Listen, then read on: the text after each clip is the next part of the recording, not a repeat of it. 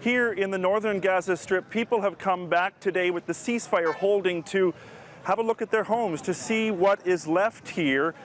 This is the situation just outside the Israeli border in the northern Gaza Strip, and as you can see, these apartment buildings, there's really nothing left of this huge complex here where hundreds of families have used to live. You can see in the rubble that there's clothes, there's mattresses where people used to sleep.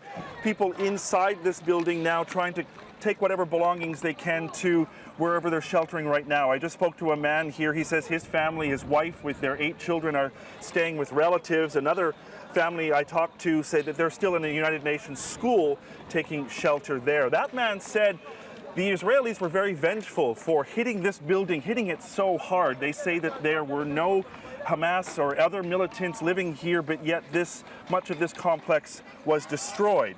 So as the ceasefire holds, of course, the talk now turns to rebuilding much of Gaza that was damaged and destroyed in 4 weeks of heavy airstrikes and shelling by the Israeli military. We can tell you that in Egypt today there are negotiations underway to not only find a lasting ceasefire, but also to work on a plan to rebuild the Gaza Strip. An international plan that would be funded by countries around the world is emerging that the Palestinian Authority, headed by Mahmoud Abbas, will be in charge of the rebuilding project here, and that Norway will be holding a donor conference to try to raise money to pay for the rebuilding of the Gaza Strip.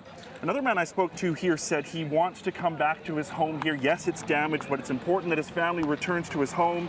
For now, they're going to be living in a tent. As you can see behind me here, people setting up these kinds of tents. But he says it's important for him to come home. He says at the same time, it's also important that there be peace between the Israelis and the Palestinians so this doesn't happen again. Stoffel, CBC News in the northern Gaza Strip.